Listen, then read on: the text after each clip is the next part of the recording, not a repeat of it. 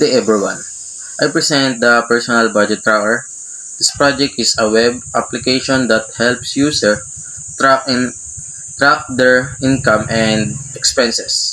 User can add a transaction, view their current balance and delete transaction they no longer needed. Purpose: record income and expenses. Collect total balance automatically and provide simple budget total. Project Setup. Creating the project in Visual Studio. First is open Visual Studio. Second is click create a new project. Third is select ESCP.NET, Core Web App, and Model View Controller. The fourth is name the project, Budget Tracker. And fifth is click and create. Why MVC? MVC stands for M, model. It handles data. V is view, display the user interface. C is controller, process users, action and connect, model and view. The structure makes the application organized and easier to maintain. So the next one is model explanation. So file location, model or transaction. So the model stores transaction information. We use C sharp public class transaction. So public int ID get and set, public string description get and set, public decimal amount get and set, public date time date get and set is equivalent to date time now. So the properties are ID, which is unique identifier for each transaction, and description, name or purpose of the transaction, and amount. This is for the money entered, positive for income and negative for expenses.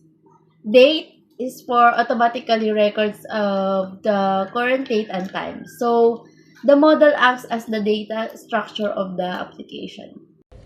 Controller or home controller. The controller handles requests and business logic. This creates a temporary list that stores all transactions while the application is running. The responsibilities are receive users' input, process transaction, send data to the view, handling adding and deleting records. The controller serves as the bridge between the model and the view. Next is index and add methods. Index method, triple, backtick, C sharp, public action, return index, open parenthesis and close parenthesis, and add opening brace. View bug dot balance equal transaction dot sum, open parenthesis, T goes to T, amount, close parenthesis, and add semicolon. Return view, open parenthesis, transaction, and close parenthesis, and add semicolon, and put opening brace, and what it does, and it calculates total balance and send the transaction list to the views and display all records.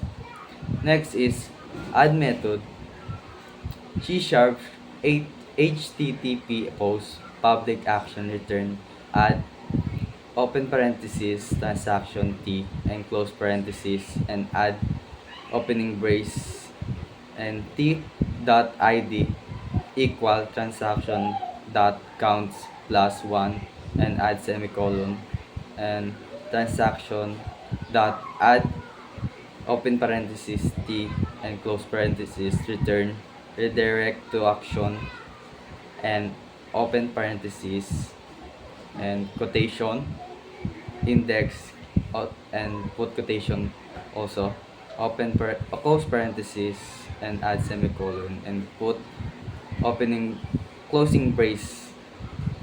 What it does, it receives from data and creates a unique ID and adds the transaction to the list and return to the main page. The delete method is responsible for removing a transaction from the application's transaction list. When a user chooses to delete a transaction, the method receives the transaction's ID as a parameter.